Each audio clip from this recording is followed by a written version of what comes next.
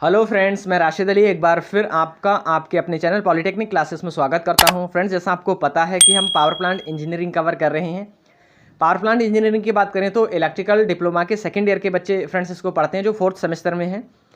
तो इसी क्रम में फ्रेंड्स आज हमारा 6 लेक्चर है। इससे पहले हम 5 लेक्चर कवर कर चुके हैं। अगर आपने हमारी वो लेक्चर नहीं देखे हैं तो उसका लिंक हमने इस वीडियो की डिस्क्रिप्शन में आपको प्रोवाइड करा दिया, आप वहाँ जाकर वॉच कर सकते हैं। फ्रेंड्स, एक चीज़ और बता दें कि हमारे इस चैनल पर इलेक्ट्रिकल के अलावा mechanical production, mechanical automobile, civil engineering, electronics engineering की क्लासेस कंटिन्यू हैं, फ्री क्लासेस चलाई जा रही हैं। तो अगर आपका फ्रेंड्स किसी भी सेमेस्टर में हो, किसी भी ब्रांच में हो, तो प्लीज़ आप उसके साथ इसको शेयर कर सकते हैं। तो चलिए स्टार्ट करते हैं फ्रेंड्स आज का सेशन। फ्रेंड्स, सेशन स्टार्ट करने से पहले आपसे छोटी सी रिक्वेस्ट है कि यदि आप हमारे चैनल पर नए हैं और हमारे चैनल को अभी तक आपने सब्सक्राइब नहीं किया है तो प्लीज़ हमारे चैनल को सब्सक्राइब कर लीजिए और अपने साथियों के साथ इसको शेयर कर लीजिए, जिससे ज़्यादा से ज़्यादा बच्चे हमसे जुड़ें और इस सेशन का फ़ायदा उठा पाएँ, जिससे क्या हो कि एग्ज़ाम से पहले उनका कोर्स अच्छे से कवर हो जाए। फ्रेंड्स, एक चीज़ और बता दें कि अगर आप हमारे इस वीडियो का PDF प्राप्त करना चाहते हो तो हमारे टेलीग्राम ग्रुप को भी ज्वाइन कर लीजिएगा। टेलीग्राम ग्रुप का जो लिंक है वो हमारे इस वीडियो के डिस्क्रिप्शन में है, वहाँ जाकर उसको ज्वाइन कर सकते हैं और फ्री ऑफ कॉस्ट में आप क्या कर सकते हैं, PDF को प्राप्त कर सकते हैं। तो चलिए स्टार्ट करते हैं आज का सेशन। फ्रेंड्स, इससे प्रीवियस लेक्चर में हम काफ़ी कुछ कवर कर चुके हैं। उसके बाद का जो पोर्शन है वो आज हम कवर करने वाले हैं। तो आज हम पढ़ने वाले हैं ऐश डिस्पोजल। तो यहाँ पर हम देखेंगे फ्रेंड्स, जो हमारी राख है उसको निर्वर्तन करने के लिए क्या क्या प्रोसेस है, क्या क्या प्रोसीजर है, कौन कौन सी समस्याएं आएंगी, कहाँ कहाँ उसकी डस्ट कलेक्टिंग होगी या फिर किस माध्यम के थ्रू हम उसको ट्रांसपोर्ट कराएंगे, कहाँ हम उसको जाकर डैम कराएंगे। फ्रेंड्स, तो चलिए एक बार हम पहले इसके फिगर के माध्यम से समझेंगे, उसके बाद हम इसकी प्रोसेस पर आएंगे।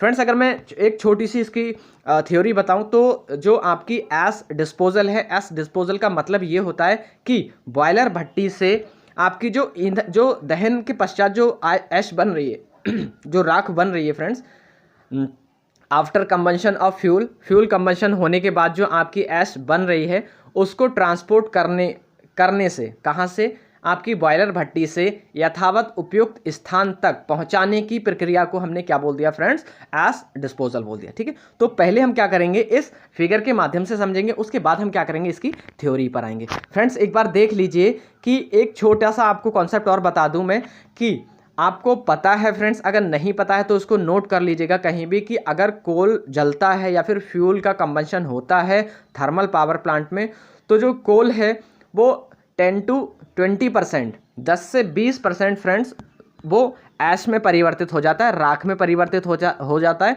और बचा जो 80% या फिर 90% तो वो हमारा हीट और गैसेस मीन्स धुएं में वो परिवर्तित होता है और डस्ट में। ठीक है, तो अब आपको पता है फ्रेंड्स कि 10 से 20% आपका जो कोल है वो बनता है फर्नेस में बर्निंग होने के बाद कोल की। तो अगर ऐसे ही हम जब कंटिन्यू अपनी फर्नेस को जलाते रहेंगे, चलाते रहेंगे, तो वहाँ बहुत ज़्यादा फ्यूल की आवश्यकता होगी, जिस कारण क्या होगा, अगर 10 से 20% भी आप निकालोगे फ्यूल का तो इतने टन वहाँ पर ऐश इकट्ठी हो जाती है फ्रेंड्स कि अगर उसको हम नहीं डिस्पोजल कराएंगे तो बहुत बड़ी बड़ी समस्याएं उत्पन्न होने वाली हैं। और अभी हम आगे देखेंगे कि कौन कौन सी समस्याएं उत्पन्न हो सकती हैं फ्रेंड्स। तो चलिए पहले लेआउट के माध्यम से हम समझते हैं। फ्रेंड्स, ये बहुत इंपॉर्टेंट टॉपिक है और इसके बाद बहुत अच्छा जो कॉन्सेप्ट है वो निकल कर आएगा, तो लास्ट तक बने रहिएगा।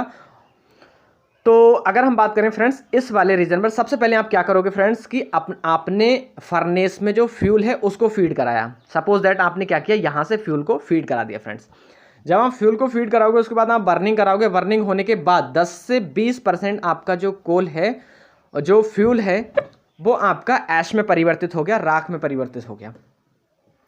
तो अब राख निर्वतन करने की भी जो प्रोसेस है, मींस डिस्पोजल करने की जो प्रोसेस है, उसको हम यहाँ पर देख रहे हैं। ये है आपका फर्नेस फ्रेंड्स, इसमें आपने क्या किया, कोल को फीड कराया। जब कोल फीड होगा फ्रेंड्स तो यहाँ आपने बर्निंग कराई। यहाँ जब कोल की बर्निंग हुई फ्रेंड्स, कंबंशन हुआ। एक बार मैं बता दूं फ्रेंड्स कि कंबंशन वाला इससे प्रीवियस लेक्चर में मैं पूरा डिस्कस कर चुका हूं। कंबंशन को डिटेल में देखा है तो उसको देख लीजिएगा, जिससे आपको ये भी पता लग जाएगा कि कंबंशन कैसे कर रहे हैं। ठीक है, उसकी प्रोसेस भी फ्रेंड्स। तो आपने क्या किया, यहाँ पर कोल का फर्नेस के अंदर कंबंशन कराया। कंबंशन करने के बाद जो ऐश है वो 10 से 20% ऐश में परिवर्तित हो गया, आपका जो कोल था। उसके बाद आप क्या करोगे, जो ऐश है उसको यहाँ से आपने क्या किया, कलेक्ट किया। आपने ऐश को कलेक्ट किया, डिस्पोजल सिस्टम है ये वाला आपका, ये वाली प्रणाली है आपकी, निर्वातन प्रणाली इसको बोल दिया। यहाँ से आपने क्या किया, उस ऐश को इकट्ठा किया। ये हॉपर है यहाँ पर लगा हुआ, यहाँ क्या होगी, पहले जो ऐश है वो यहाँ से गिरती रहेगी फ्रेंड्स, यहाँ से गिरेगी, आप क्या करोगे, उसको कलेक्ट करोगे, ठीक है।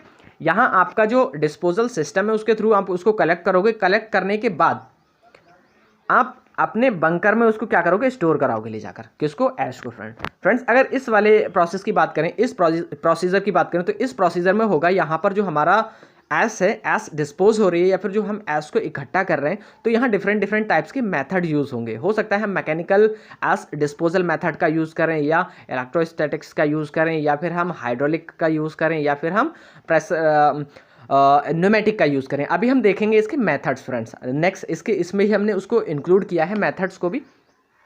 आपने क्या किया फ्रेंड्स, यहाँ से अपने मेथड के थ्रू उसको बंकर में ले जाकर उसको डैम करा दिया, इकट्ठा करा दिया, स्टोर करा दिया, ठीक। यहाँ पर आपने कलेक्शन कर लिया अपने ऐश का, उसके बाद आप क्या कराओगे, ट्रांसपोर्ट कराओगे। फ्रेंड्स अगर हम बात करें ट्रांसपोर्ट की, जैसे यहाँ पर आपने देख लिया, तो ट्रांसपोर्ट के भी अलग अलग मेथड है। हो सकता है आप बाय रोड कराओ, बाय ट्रेन कराओ, बाय शिप कराओ, एज पर आवर रिक्वायरमेंट। जैसी हमारी रिक्वायरमेंट होगी प्लांट में, या फिर जैसी लोकेशन होगी, लोकेशन ज़्यादा बेस्ट रहेगा फ्रेंड्स, क्योंकि जैसी लोकेशन होगी उसके आधार पर हम सिलेक्ट करेंगे ट्रांसपोर्टेशन मेथड या फिर सिस्टम को, ठीक। हमने क्या किया फ्रेंड्स, बंकर के थ्रू, बंकर से जो हमारी ऐश थी उसको ट्रांसपोर्टेशन मेथड विधियों के द्वारा उसको वहाँ से कलेक्ट किया, और जहाँ भी हमको जो हमारी यथावत स्थान था, जो निर्धारित स्थान था, वहाँ पर जाकर उसको डिस्पोज करा दिया। फ्रेंड्स अगर हम ऐसा नहीं कराएंगे तो यहाँ बहुत सारी समस्याएं उत्पन्न होने वाली हैं। मैं कुछ समस्याओं को यहीं पर अभी कंक्लूड करता हूँ, उसके बाद मैंने आगे भी उसको डिस्कस किया है फ्रेंड्स। तो मान लीजिए यहाँ पर फर्नेस से जब यहाँ पर ऐश गिरेगी फ्रेंड्स, तो बहुत हॉट होगी, वो गर्म होगी, जिस कारण क्या होगा कि अगर कोई मान लीजिए कोई मैन पावर यहाँ लगी हुई है, तो क्या होगा, वो काफ़ी ज़्यादा इससे प्रभावित हो सकती है, तो उसको हानि क्षति ना हो उससे। इस कारण क्या करते हैं, पहले ऐश पर हम पानी छिड़क दिया जाता है, पानी छिड़क देते हैं, पानी का छिड़काव किया जाता है, जिसके दो फायदे हैं। पहला फ़ायदा तो ये है कि फ्रेंड्स जो ऐश है वो ठंडी हो जाती है, उसकी जो हीट है वो कम हो जाती है या बिल्कुल ख़त्म हो जाती है। नेक्स्ट की बात करें फ्रेंड्स, तो नेक्स्ट होगा क्या कि अगर आप यहाँ पर ऐश के ऊपर पानी नहीं छिड़काव करोगे या पानी नहीं डालोगे, तो ऐश डस्टिंग के रूप में उड़ना शुरू कर देगी या फिर उड़ेगी वहाँ पर।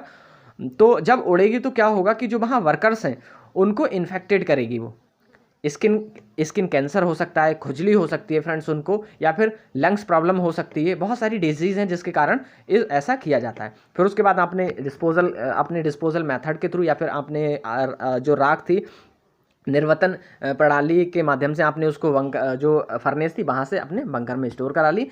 बंकर से आपने क्या किया, ट्रांसपोर्टेशन के द्वारा उसको जहाँ भी आपका यथावत स्थान था वहाँ उसने डिस्पोज करा दिया, ठीक है।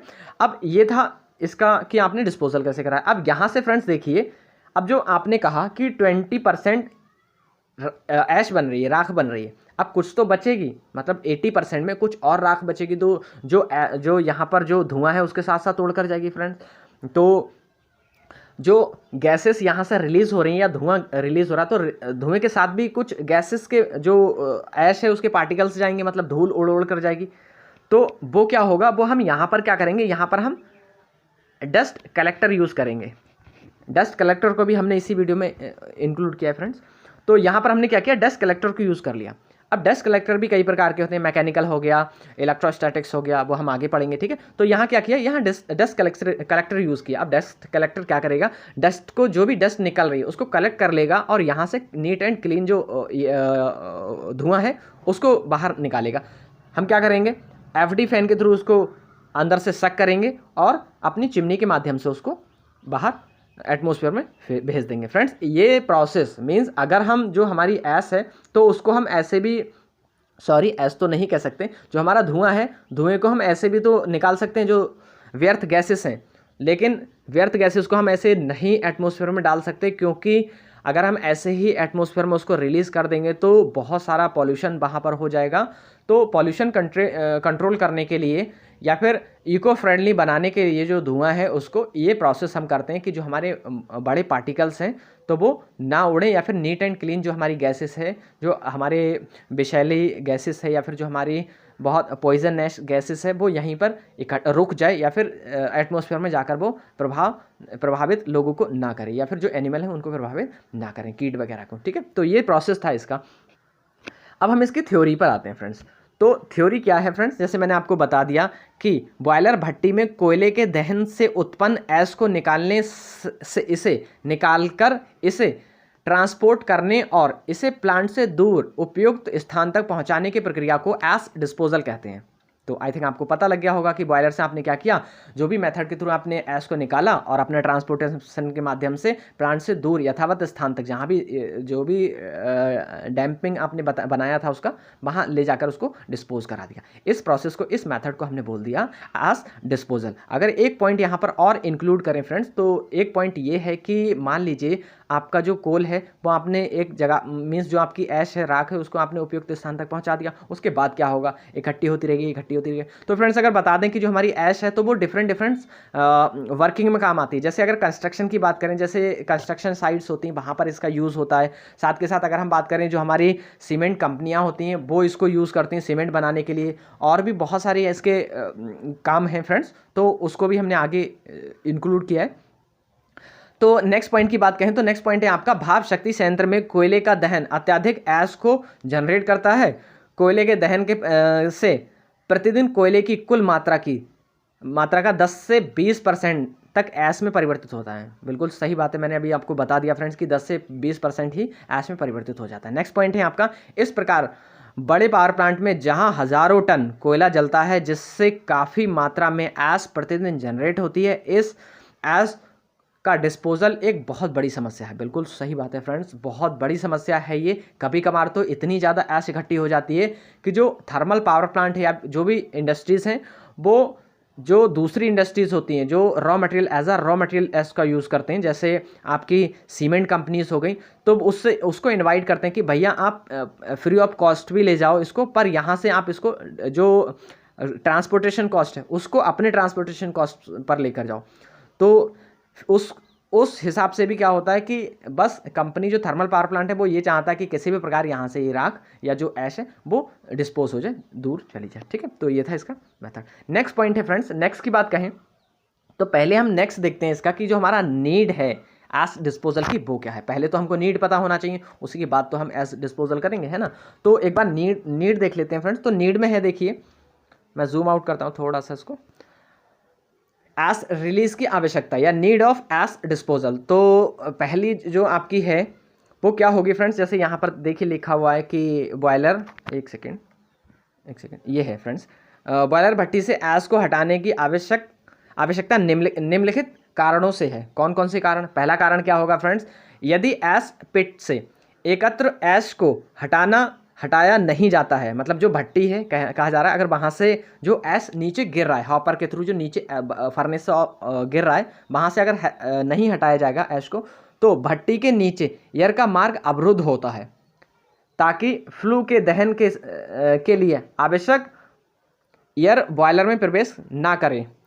अब फ्रेंड्स कौन सी ऐसी समस्या आएंगी? ऐसी समस्या ये आएगी, मान लीजिए मैंने इससे प्रीवियस लेक्चर जो आपका 4th लेक्चर था उसमें आपको बताया था कि जो आपका कंबंशन है, फ्यूल कंबंशन है, तो फ्यूल का कंबंशन आपको फ्यूल करने के लिए, सप्लाई ऑफ फ्यूल देने के लिए आपको कोल और एयर की आवश्यकता होती है। तो अब यहीं पर आपने अगर ऐसा कोई प्रोसेस हो जाए या फिर बाय डिफ़ॉल्ट या बाय मिस्टेक यहाँ पर क्या हो, जो ऐश है वो इकट्ठी हो जाए, तो जिस कारण क्या होगा, जो हमारा एयर अंदर एंट्री हो रही है एयर की, तो वो क्या करेगी, उस मार्ग को अवरुद्ध कर देगी, रोक देगी, जिससे क्या होगा, प्रॉपर वहाँ पर कंबंशन नहीं हो पाएगा।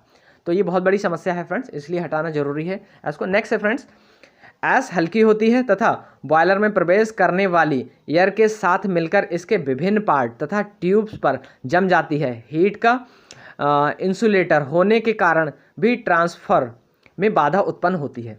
अब जो हीट है फ्रेंड, जो ऐश है, मान लीजिए ऐश को अगर आप नहीं हटाओगे या फिर नहीं साफ करोगे, तो इस वाली पॉइंट में बोला गया है कि जो आपके प्लांट्स के या फिर उस फर्नेस का डिफरेंट पार्ट्स हैं या फिर बॉयलर के डिफरेंट पार्ट्स हैं, उन पर क्या होगी, वो जम जाएगी जाकर, जिस कारण क्या होगा, वो हीट की इंसुलेटर होगी, एज अ इंसुलेटर वर्क करेगी। इंसुलेटर का मतलब क्या होता है फ्रेंड्स, कि वो हीट का ट्रांसफ़र नहीं होने देगी।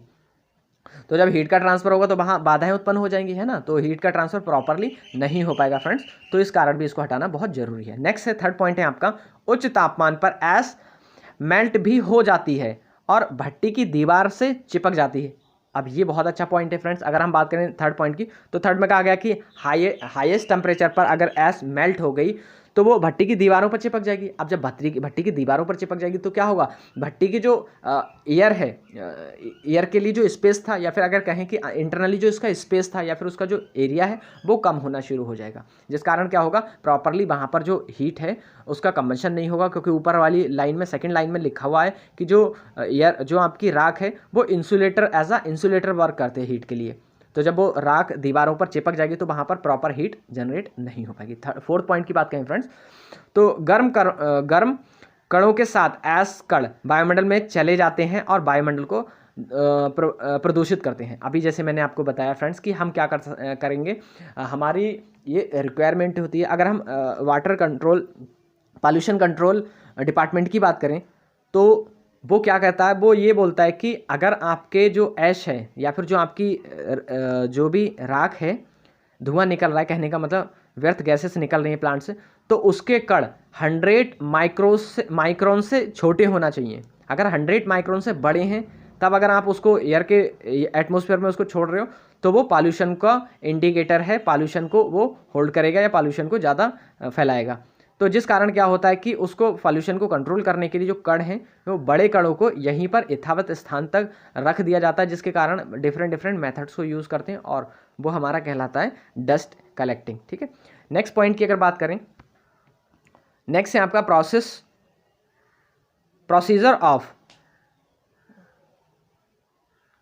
ऑफ ऐश डिस्पोजल और हैंडलिंग। तो अगर हम प्रोसीजर की बात करें फ्रेंड्स, तो प्रोसीजर है आपका, प्रोसीजर क्या क्या होगा, ऐश पर पहले जल का छिड़काव किया जाता है। आपको पता है, पहले सबसे पहले अगर ऐश को डिस्पोजल कराओगे ऐश को, तो ऐश को डिस्पोज जब कराओगे तो पहले आप क्या करोगे, जल का छिड़काव करोगे, पानी को क्या करोगे, उसके ऊपर, ऐश के ऊपर छिड़का जाएगा। जो गर्म ऐश है, मैंने आपको बताया कि भट्टी से जब ऐश निकलती है, राख निकलती है तो बहुत हॉट होती है, उस हॉटनेस को कम करने के लिए उसके ऊपर पानी का छिड़काव लगाया जाएगा, जिससे क्या होगा, ऐसा, एक सेकेंड देख लीजिए यहाँ पर जस्ट आगे, ये ऐश के तापमान को कम करता है, जहरीली गैसों को निकालता है तथा बड़े क्लिंकर को भी विभाजित कर देता है और ऐश के संक्षारण प्रभाव को भी समाप्त कर देता है। फ्रेंड्स, अगर बात करें जो पानी का छिड़काव हो रहा है, तो पानी के छिड़काव से क्या क्या एडवांटेज है। पहला एडवांटेज तो ये कि उसकी जो हीट है, टेम्परेचर, उसको कम कर देता है। दूसरी, जो उसमें पॉइजनस गैसेस हैं उसको कम कर देता है या फिर उसको नष्ट कर देता है, ठीक है, या उससे निकल जाती हैं। जब ठंडी हो जाती है ऐश तो उससे जो जहरीली गैसेस होती हैं वो रिलीज हो जाती हैं। उसके बाद जो बड़े क्लिंकर होते हैं, जो पत्थर कंक्रीट होती है, तो वो क्या होती है, वो विभाजित होती है, राख अलग हो जाती है और जो आपकी कंक्रीट है वो अलग हो जाती है। नेक्स्ट पॉइंट की बात करें फ्रेंड्स, तो नेक्स्ट है आपका, ऐश को फिर भट्टी से निकाला जाता है। पहले क्या किया प्रोसीजर में, पहला प्रोसीजर क्या है, पहला प्रोसीजर आपका ऐश पर हल्के से पानी का छिड़काव करेंगे, उसके बाद क्या करेंगे, ऐश को भट्टी से निकाला जाता है फ्रेंड्स, ठीक है। थर्ड में क्या करेंगे, थर्ड में इसे निकालने वाली ऐश को उपयुक्त विधि द्वारा बंकरों में ले जाया जाता है। अब उपयुक्त विधि कौन कौन सी थी, अभी मैंने आपको फिगर के माध्यम से बताया, ब्लॉक डायग्राम के माध्यम से बताया कि आप मैकेनिकल मेथड का यूज़ करते हो, न्यूमेटिक मेथड का यूज़ करते हो, हाइड्रोलिक मेथड का यूज़ करते हो, ठीक है। तो ये सारे के सारे क्या है फ्रेंड्स, आपके डिफरेंट टाइप्स के मेथड हैं ऐश को डिस्पोजल कराने के या डिस्पोज कराने के लिए, ठीक है। नेक्स्ट पॉइंट की बात करें फोर्थ की, तो फोर्थ है आपका, बंकर में एकत्र की गई ऐश को कुछ ट्रांसपोर्ट विधि द्वारा कहीं और ले जाया जाता है और अंत में डंप किया जाता है। फ्रेंड्स, फिर जब आपने क्या किया, पहले आपने बंकर में उसको स्टोर करा लिया, बंकर से आप क्या करोगे, ट्रांसपोर्टेशन मेथड के थ्रू आप क्या करोगे, जहां आपका उपयुक्त स्थान है वहां पर उसको डैम करा दिया जाएगा, ले जाकर, ठीक है। नेक्स्ट है फिफ्थ पॉइंट, ऐश का उपयोग भवन निर्माण सामग्री, खाद और भूमि भस्य के लिए भी किया जाता है। फ्रेंड्स, अगर बात करें तो मैंने जैसे आपको बता दिया कि जो कंस्ट्रक्शन साइट होती है वहाँ पर बहुत ज़्यादा ऐश का यूज़ किया जाता है, साथ के साथ जो आपकी जो सीमेंट बनाने वाली कंपनियां होती हैं वो भी इसका यूज़ करती हैं, और जो निर्माण जो आपकी खाद वगैरह बनाई जाती है, भूमि वशय बनाए जाते हैं, तो जो खाद है, तो कंपोस्ट जो खाद है, तो वो भी इसी से बनाई जाती है फ्रेंड्स, ठीक है। तो चलिए नेक्स्ट पॉइंट पर आते हैं। नेक्स्ट है फ्रेंड्स आपका methods of ash disposal. Ash disposal की अगर मेथड की बात करें तो 4 मेथड हैं इसके बेसिक्स। पहला मेथड है आपका मैकेनिकल मेथड, नेक्स्ट है आपका हाइड्रोलिक मेथड, थर्ड है आपका pneumatic method and fourth one is steam jet method. Friends अगर बात करें चारों मेथड का अलग अलग डिसएडवांटेज है, एडवांटेज है सबका, कि इसमें प्रोसेस क्या हो रहा है और सबकी वर्किंग बिल्कुल डिफरेंट है। फ्रेंड्स अगर पहले की बात करें मैकेनिकल मेथड की, तो मैकेनिकल मेथड में देख लीजिएगा, जो मैकेनिकल मेथड है उसको हम क्या करते हैं, उसको जो हमारे स्मॉल स्केल के फैक्ट्रीज होती हैं या फिर पावर प्लांट होते हैं वहाँ पर इसको यूज़ किया जाता है मैकेनिकल मेथड। अब देखिए यहाँ पर हम मैकेनिकल मेथड में करेंगे क्या फ्रेंड्स, ये है हमारे एस हॉपर, ये वाले, ठीक है। ऊपर है हमारा बॉयलर लगा हुआ, बॉयलर फर्नेस है यहाँ पर। अब डिफरेंट हॉपर्स क्या कर रहे हैं, जो आपकी एस ऊपर से गिर रही है वो इन हॉपर में गिर रही है, ठीक है। यहाँ ये क्या कर रहे हैं, एस को इकट्ठा कर रहे हैं। एस क्या करेगी, फर्नेस से इस हॉपर में जाएगी और हॉपर के थ्रू ये जो चेन है ये है हमारी conveyor belt. Friends conveyor belt का जो कॉन्सेप्ट था वो मैं 4th लेक्चर में बता चुका हूँ, आप देख लीजिएगा कन्वेयर बेल्ट का काम क्या होता है। तो यहाँ पर कन्वेयर बेल्ट है, जब यहाँ पर ये एस डिस्पोज हो गई, इकट्ठी हो गई यहाँ पर आकर, तो अब ये कन्वेयर क्या करेगी, इसको आगे मूव करेगी। ये वेल्ड कन्वेयर है, आगे मूव कर रही है, ऐसे चल रही है। जब ये आगे चलेगी तो यहाँ पर क्या है, यहाँ एक दूसरा हमारा हॉपर लगा हुआ है जिसको हमने बोल दिया एस बंकर। हमने क्या किया, एस बंकर में ले जाकर उसको स्टोर करा लिया। नीचे हमारा कंट्रोल वॉल्व है, अब हम क्या करेंगे, इसको ट्रांसपोर्ट कराएंगे बंकर में। जब इकट्ठी हुई फ्रेंड्स, उसके बाद आप ट्रांसपोर्ट कराओगे। ट्रांसपोर्ट मान लिया आपने क्या किया, बाय ट्रक कराया। अब बाय ट्रक जब आप करा रहे हो फ्रेंड्स, तो ये वॉल्व है कंट्रोल वॉल्व, जितनी ट्रक की कैपेसिटी होगी उतना आप क्या करेंगे, उस ऐश को इसमें भर देंगे और फिर इस वॉल्व को क्लोज करा देंगे। इसी प्रकार से नेक्स्ट ट्रक में आप भरेंगे, फिर क्लोज करा देंगे, और ये ट्रक जो है वो अपने इसके जहाँ भी निर्धारित प्लेस होगा वहाँ ले जाकर इसको डिस्पोज करा देगा, ठीक है। तो ये पहला मेथड था। अगर इसके थ्योरी की बात करें तो थ्योरी में एक बार देख लीजिए, राख डिस्पोज या फिर निर्वतन से या के इस तंत्र में गर्म राख बॉयलर से उत्पन्न, या फिर जो गर्म राख है, गर्म राख कहाँ से उत्पन्न हो रही है फ्रेंड्स, जैसा यहाँ पर लिखा हुआ कि बॉयलर से तो उत्पन्न हो रही है ना। गर्म राख को वाटर सील से ठंडा करके, मतलब पहले हम क्या करते हैं, पानी उस पर डाल देते हैं जिससे वो ठंडी हो जाए, ठीक है। ठंडा करके या फिर ठंडा करके उसे कन्वेयर बेल्ट के माध्यम से बंकर में कंट्रोल वॉल्व के रास्ते बाहर निकाल देते हैं। इस बंकर के द्वारा या फिर इस कंट्रोल वॉल्व के द्वारा हम क्या करते हैं, ट्रक के माध्यम से जो हमारा यथावत स्थान है वहाँ तक हम इस चीज़ को पहुँचा देते हैं। जैसे लास्ट लाइन में लिखा हुआ, ये बहुत अच्छी लाइन है फ्रेंड्स। इसमें लिखा हुआ है, यह तंत्र मुख्यतः निम्न क्षमता वाले शक्ति संयंत्रों के लिए उपयुक्त है। जो हमारे लो कैपेसिटी पावर प्लांट हैं, थर्मल पावर प्लांट है, उनमें ये यूज़ किया जाता है। कौन सा मेथड, यांत्रिक वाला, ठीक है, मैकेनिकल मेथड। नेक्स्ट पर बढ़ते हैं। नेक्स्ट है आपका हाइड्रोलिक मेथड। हाइड्रोलिक का मतलब होता है द्रव्य, द्रव्य से चलने वाला। अगर द्रव्य की बात करें तो द्रव्य में होगा फ्रेंड्स कि जो आपका संयंत्र है या जो आपका प्लांट है, उससे जो भी आपकी राख बन रही है, ऐश बन रही है, तो उस ऐश को हम क्या करेंगे, उच्च दाब पर, मतलब जो जल का हाई प्रेशर होगा, हाई प्रेशर से जल को इस पर स्ट्राइक कराएंगे, जिसके कारण क्या होगा, जो जल के मार्ग में जितनी भी ऐश आएगी वो क्या करेगा, उसको बहा कर ले जाएगा। जैसे यहाँ पर लिखा हुआ है फ्रेंड्स, आप देख पा रहे हैं, इस तंत्र में राख को उच्च दाब पर जल के माध्यम से उच्च गति के साथ प्रवाहित करते हैं। यह मिश्रण हौदी, मतलब संप जो होता है हौदी, वहाँ जाकर इकट्ठा हो जाता है और वहाँ से क्या करते हैं, इसको डिस्पोज करा देते हैं। अगर इसके मेथड की बात करें तो दो मेथड हैं इसके, निम्न दाब तंत्र मतलब लो प्रेशर सिस्टम और हाई प्रेशर सिस्टम, ठीक है। तो अगर हम बात करें हाइड्रोलिक की, तो हाइड्रोलिक के दो टाइप हैं। पहला है आपका निम्न दाब तंत्र, सेकेंड है आपका उच्च दाब तंत्र। नेक्स्ट की बात करें फ्रेंड्स तो नेक्स्ट है आपका न्यूमेटिक मेथड। ये बहुत अच्छा है मेथड, और जो मॉडर्न पावर प्लांट है या फिर जो लेटेस्ट टेक्नोलॉजी है उसके माध्यम से हमारा जो मेथड है वो न्यूमेटिक ही ज़्यादा यूज़ हो रहा है। न्यूमेटिक में होगा क्या फ्रेंड्स, न्यूमेटिक में हम क्या करेंगे, हम यहाँ पर प्रेशर लगाएंगे, यहाँ भी प्रेशर होगा, पर यहाँ एयर का प्रेशर होगा, ठीक है। ऊपर क्या था, वाटर का प्रेशर था, न्यूमेटिक में क्या होगा, एयर का प्रेशर होगा। एयर के प्रेशर से हम उसको दूर करेंगे। तो अगर हम न्यूमेटिक की बात करें तो न्यूमेटिक में देख लीजिए, पहले एक इसके लेआउट के माध्यम से समझेंगे, उसके बाद इसकी थ्योरी पर आएंगे फ्रेंड्स। तो फ्रेंड्स जैसा आप देख पा रहे हैं, यहाँ पर है हमारा बॉयलर। तो मैं अगर आपको एक चीज़ यहाँ क्लियर कर दूँ कि अगर हम बात कहें जो एयर है, तो एयर क्या करेगी, एयर बहुत सूक्ष्म कण, जो हमारे पतले कण होते हैं या फिर बहुत पतले महीन कण होते हैं, उनको फ्लो कराने में ज़्यादा समर्थ होगी।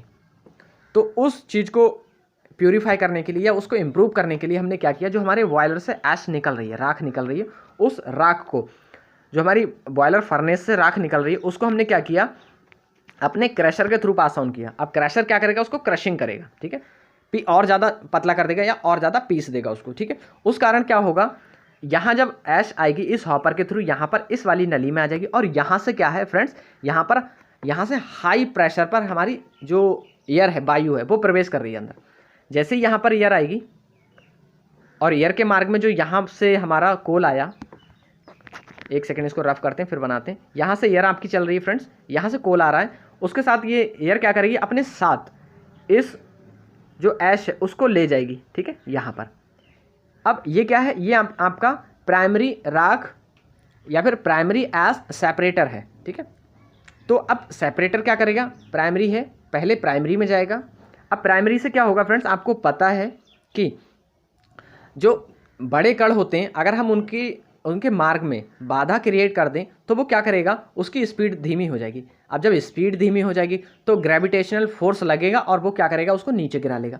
तो यहाँ पर वही प्रोसेस हो रहा है फ्रेंड्स। यहाँ क्या हो रहा है, एक बार देखिए, यहाँ पर आया प्राइमरी ऐश सेपरेटर में, तो यहाँ से क्या करेगी, यहाँ साइक्लोन की फॉर्म में हमारी गैस चलेगी। इसकी पाइपलाइंस कुछ इस तरह से हम बनाएंगे जिससे क्या करें, साइक्लोन क्रिएट हो, मतलब एक तूफानी आए। तो तूफानी जब आएगा और वापस आएगी फिर यहाँ से, तो जब एक साइक्लोन बनेगा, ऐसे ऐसे ऐसे ऐसे बन रहा है फ्रेंड्स। तो यहाँ पर कंटिन्यू जो हमारी एयर ऐश है उसकी जो मार्ग है, पाथ है, वो परिवर्तित हो रहा है। जैसे ही पाथ परिवर्तित होगा उसकी स्पीड धीमी हो जाएगी। जैसे ही स्पीड धीमी होगी, जो आपके मोटे कण हैं उनकी स्पीड धीमी हो जाएगी। जैसी स्पीड धीमी होगी, ग्रेविटेशनल फोर्स लगेगा और वो क्या करेंगे, इस वाले हॉपर में आकर गिर जाएंगे। ये पहला प्रोसेस हो गया। अब सेकेंड में क्या करेंगे, जो बची, मतलब अब वापस जाएगी एयर छन कर। अब ऐसा तो नहीं है फ्रेंड्स कि 100% छन गई हो एयर, अब उसमें कुछ कण तो बचेंगे ना, है ना। तो हो सकता है कुछ थोड़े छोटे कण बच जाएं, जो क्या हो, सेकेंडरी ऐश सेपरेटर में प्रवेश करेंगे, फिर वो बच जाएंगे जो। फिर इसमें भी वही प्रोसेस है। इस टाइप से आपका जो स्पाइरल है, स्पाइरल पाइपलाइन के थ्रू आपकी जो एयर है या फिर जो ऐश है वो इसमें सर्कुलेट करेगी। अगेन वही प्रोसेस होगा। इसकी दिशा जितनी ज़्यादा चेंज होगी, स्पीड में उतनी ज़्यादा चेंजिंग आएगा, मतलब डिक्रीज होती रहेगी। स्पीड डिक्रीज होगी, अगेन ग्रेविटेशनल फोर्स लगेगा और यहाँ पर मोटे कण आ जाएंगे और ये वापस क्या होगी, नीट एंड क्लीन जो एयर होगी वो इस वाली पाइपलाइन के थ्रू, एक सेकेंड इसको रफ करके बता रहे हैं, इस वाली पाइपलाइन के थ्रू फ्रेंड्स, जैसे आप देख पा रहे हैं कि इस वाले पाइपलाइन के थ्रू इस माध्यम से होते हुए, इस फिल्टर में होते हुए क्या करेंगे, यहाँ से हम वैक्यूम फैन के थ्रू क्या करेंगे, एटमॉस्फेयर में उसको निष्कासित कर देंगे। फ्रेंड्स यहाँ 3 जगह हम क्या कर रहे हैं, फिल्टर कर रहे हैं। पहला फिल्टर यहाँ पर जो बड़े कण हैं, बहुत बड़े बड़े कण हैं, वो यहाँ फिल्टर हो जाएंगे। दूसरे कण जो उससे छोटे कण बचे वो यहाँ पर फिल्टर हो जाएंगे। और आफ्टर देन बहुत छोटे कण बचे जो बिल्कुल धोखे से आ गए हैं या बहुत छोटे हैं, वो क्या करेंगे, इस फिल्टर के थ्रू दूर हो जाएंगे। और जब यहाँ से दूर हो जाएंगे तो हम क्या करेंगे, हमारा जो वैक्यूम फैन है उसके माध्यम से हम इसको क्या करेंगे, एटमॉस्फेयर में रिलीज कर देंगे। और इस वाले हॉपर से हम क्या करेंगे, हमारे ट्रक या जो भी हमारे ट्रांसपोर्टेशन सिस्टम होगा उसमें उसको स्टोर भर देंगे और यथावत स्थान पर हम क्या करेंगे, उसको डिस्पोज करा देंगे। तो ये मेथड था किसका, ये मेथड था आपका न्यूमेटिक का। ठीक है, न्यूमेटिक में बस इतना याद रखना कि आपकी एयर को हाई प्रेशर पर हाई स्पीड के साथ क्या किया जा रहा है, उसको स्ट्राइक कराया जा रहा है, सर्कुलेट कराया जा रहा है। अगर इसकी हिंदी की बात करें या मेथड जो थ्योरी है उसकी बात करें तो देख लीजिए, इस विधि के अंतर्गत बॉयलर प्लांट के सभी भागों से ऐश और बारीक धूल के कणों को हाई स्पीड वाले एयर जेट के साथ बाहर भेजा जाता है। इस विधि में बॉयलर से ऐश को पहले क्रैशर के माध्यम से पीसा जाता है। ठीक है, मैंने आपको बता दिया, जैसे क्रैशर के माध्यम से उसको जब गुजारेंगे या फिर गुजर जाएगा तो वो क्या होगा, उसके जो मोटे कण हैं वो बारीक परिवर्तित हो जाएंगे। जैसे पतले, देखिए यहाँ पर लिखा हुआ है कि पतले हो जाएंगे, है ना। तो उपस्थित जो ऐश में मोटे कण होंगे फ्रेंड्स, वो क्या होंगे, वो पतले हो जाएंगे। महीन कणों में या बारीक कणों में क्या होगा, उनका परिवर्तन हो जाएगा। उसके साथ क्या होगा, ये कण हाई स्पीड एयर द्वारा फ्लो कर दिए जाते हैं। ठीक है, फ्लो कर दिए जाते हैं और जो आपकी प्राइमरी ऐश सेपरेटर है उसमें पहले जाएंगे, जहाँ पर क्या होता है, जो मोटे कण होंगे वो पहले आपके सेपरेट हो जाएंगे। फिर उससे छोटे कण बचेंगे, वो क्या होगा, सेकेंडरी में जाएंगे। सेकेंडरी में अगेन वो इकट्ठा हो जाएंगे और जो बचेगा वो क्या होगा, हॉपर में जाकर इकट्ठे हो जाएंगे सारे कण। फिर क्या होगा, आपका जो मेथड था, मतलब जो भी आपकी विधि थी, ट्रांसपोर्टेशन विधि, उसके थ्रू आप क्या करोगे, इसको जो भी आपका उपयुक्त स्थान है वहाँ पर इसको डिस्पोज करा दोगे। ठीक है, तो ये था आपका न्यूमेटिक मेथड। चलिए नेक्स्ट पर बढ़ते हैं। नेक्स्ट मेथड की बात कहें फ्रेंड्स, तो नेक्स्ट है आपका स्टीम जेड मेथड। अगर फोर्थ की बात कहें, लास्ट मेथड की बात करें, तो स्टीम जेट है। अब यहाँ भी क्या होगा, यहाँ स्टीम के जेट छोड़े जाएंगे। जेट बोले तो वो धार जो होती है ना, धार, बहुत स्पीड से जो धार आती है उसको जेट बोला जाता है। ठीक है, तो यहाँ पर क्या करेंगे, यहाँ पर हम स्पीड जो स्टीम है उसके जेट मारेंगे।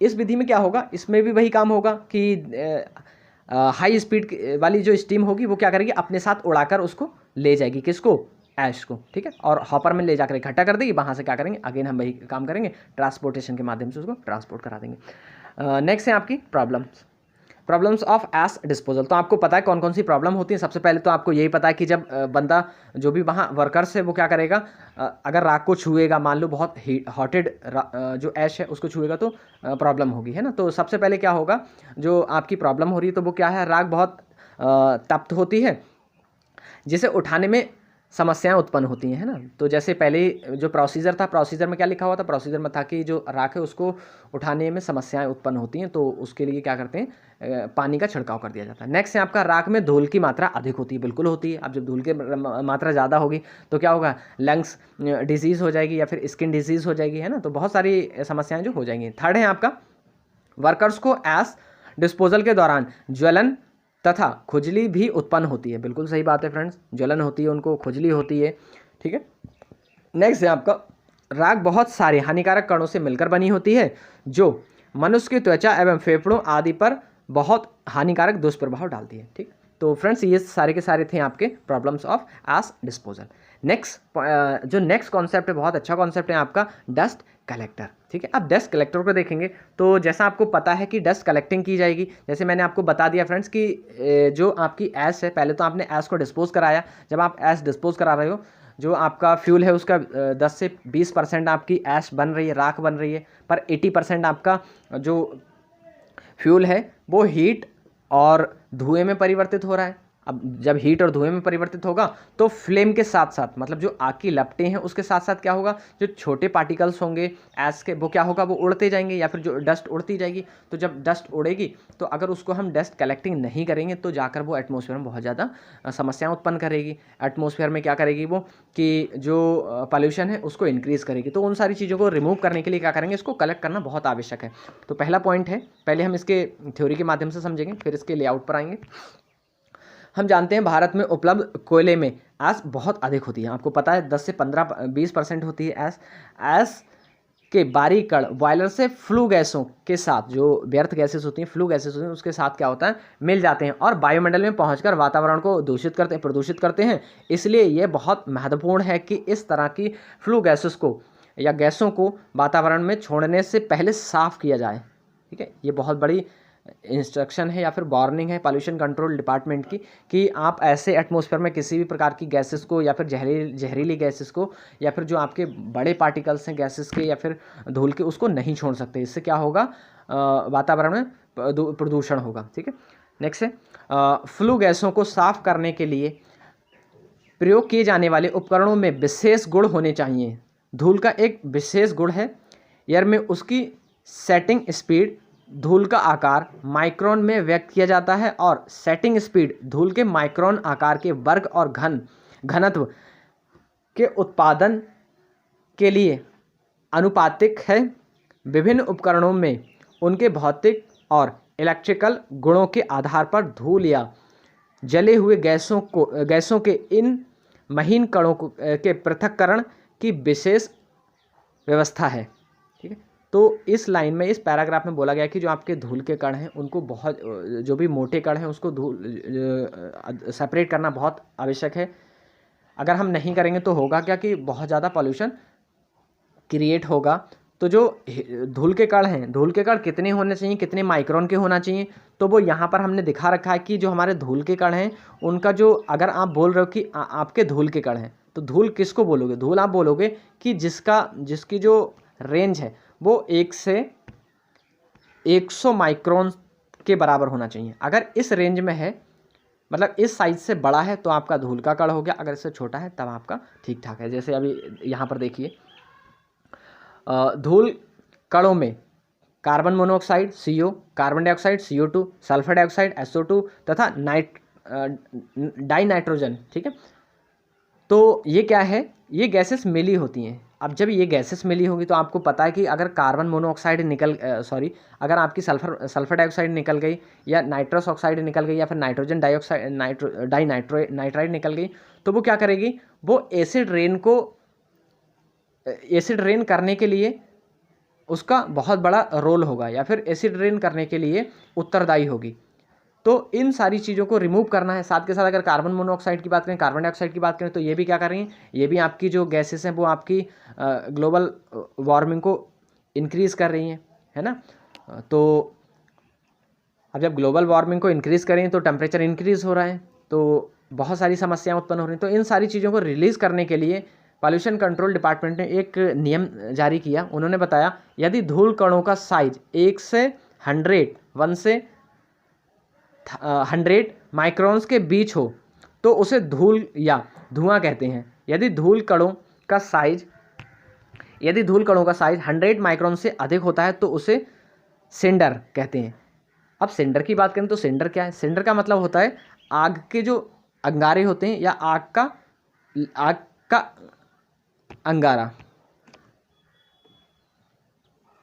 मिट्टी या राख या जला हुआ कोयला या अंगारा, इसको बोलते हैं सिंडर, ठीक है। तो अगर 100 माइक्रोन से ज़्यादा है तब उसको सिंडर कहा जाएगा, अगर छोटा है तब तो ठीक है, तब उसको धूल के कण कहा जाएगा। तो इन सारी चीज़ों को कलेक्ट करना बहुत ज़रूरी है। अगर आप कलेक्ट नहीं करोगे तो आगे जाकर वो बहुत ज़्यादा प्रभाव डालेगा एटमॉस्फेयर पर, ठीक है। इको फ्रेंडली बनाने के लिए जो हमारी फ्लू गैसेस है तो उसको इको फ्रेंडली बनाने के लिए ये सारे प्रोसेस किए जाते हैं। तो धूल निस्तारण मुख्य 2 विधियाँ हैं, मुख्यतः 2 विधियाँ हैं। पहली क्या है, मैकेनिकल डस्ट कलेक्टर, नेक्स्ट है आपका इलेक्ट्रोस्टैटिक्स डस्ट कलेक्टर। अगर हम मैकेनिकल की बात करें तो मैकेनिकल, जैसे मैंने आपको इससे पहले बता दिया कि जो मैकेनिकल है, मैकेनिकल का मतलब होता है कि आप फिजिकली उसको चेंज करो। जैसे यहाँ पर देख पा रहे हैं आप, यहाँ फिजिकली चेंज हो रहा है। कैसे फिजिकली चेंज हो रहा है, यहाँ पर हमने क्या किया, हमने जो मार्ग है, जो पाथ है, उसका रास्ता चेंज करा दिया। मतलब जो आपकी यहाँ से एयर आई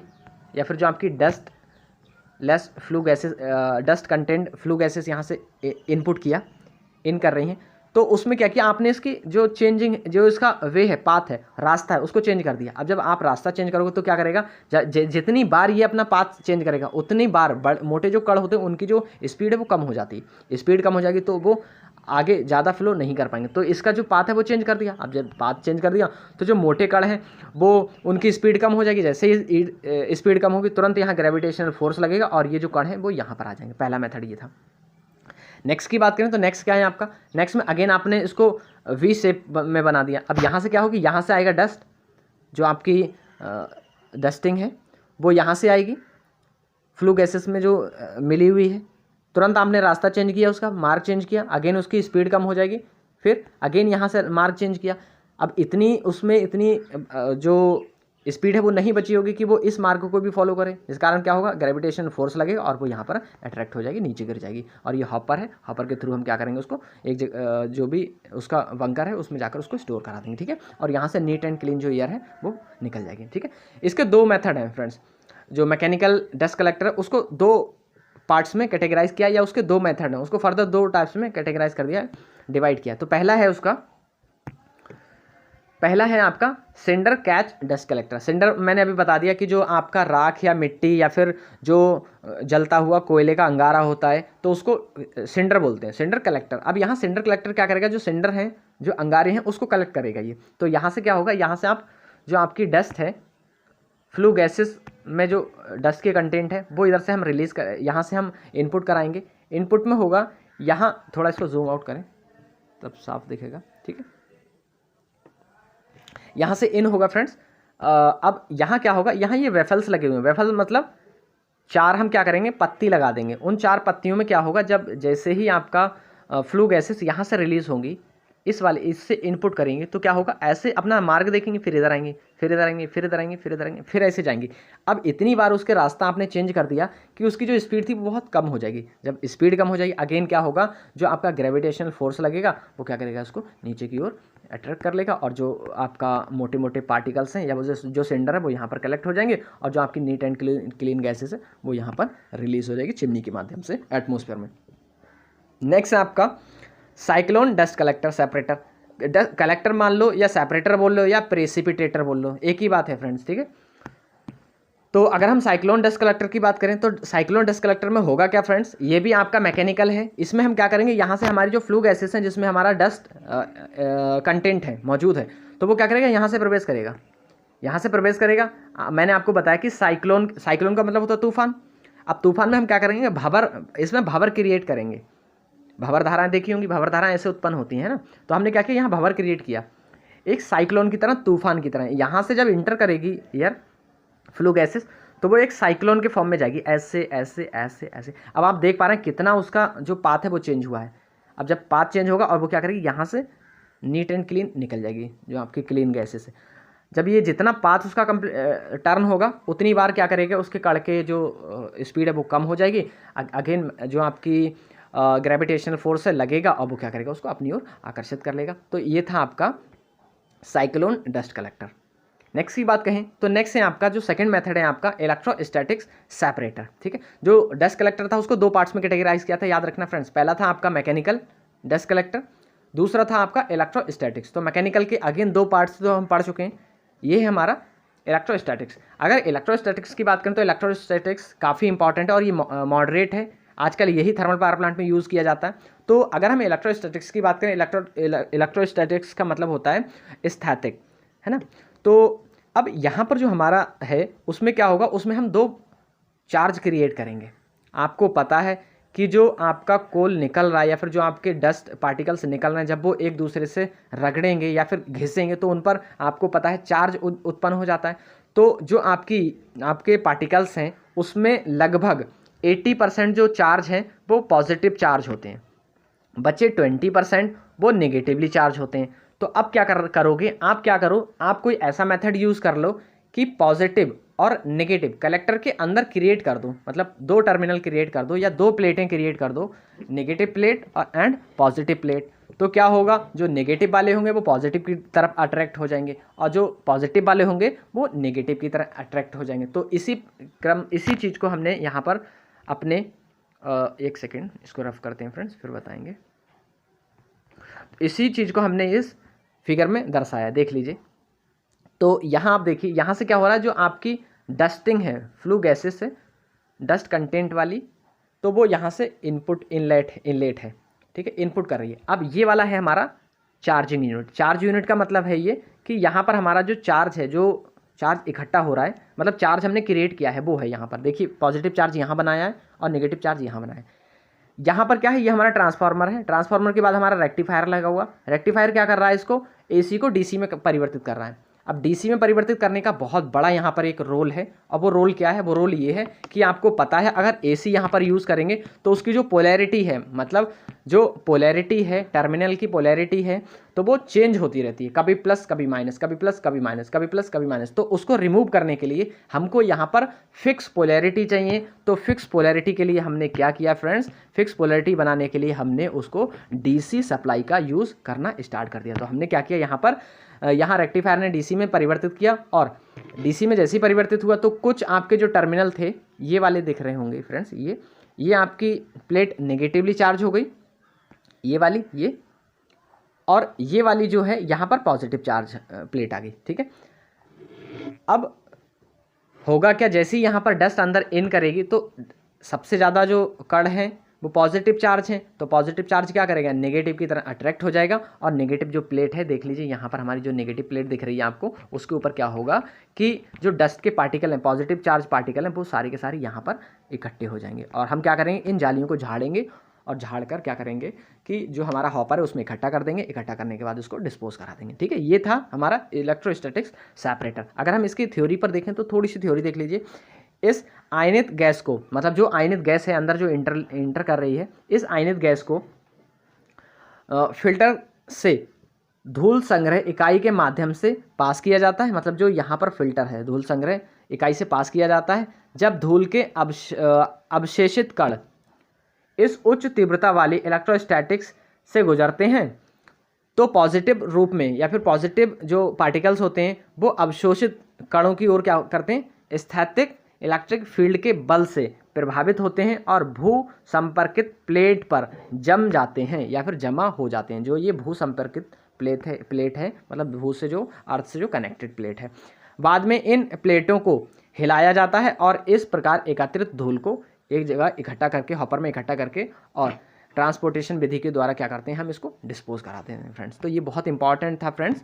तो इतना ही है इस सेशन में फ्रेंड्स। और हम बता दें कि हमारे चैनल पर कौन कौन सी क्लासेस चल रही हैं, तो एक बार देख लीजिए फ्रेंड्स। बहुत सारे बच्चों को कन्फ्यूजन है कि कौन कौन सी क्लासेस चल रही हैं। तो ये सिविल इंजीनियरिंग की हैं फ्रेंड्स, ये मैकेनिकल इंजीनियरिंग की हैं फ्रेंड्स। अगर हम इलेक्ट्रिकल इंजीनियरिंग की बात करें तो ये इलेक्ट्रिकल इंजीनियरिंग की हैं अभी जो चल रही हैं, और हम जो बची हैं उसको कंटिन्यू करेंगे बहुत जल्द। तो फ्रेंड्स कैसा लगा सेशन आप कमेंट बॉक्स में ज़रूर बताइएगा। अगर आपको अच्छा लगा है तो प्लीज़ इसको लाइक कर दीजिएगा, शेयर कर दीजिएगा अपने साथियों के साथ। इसको ज़्यादा से ज़्यादा शेयर कर दीजिएगा जिससे क्या हो कि एग्ज़ाम से पहले सारे बच्चे अपना कोर्स कंप्लीट कर पाएँ।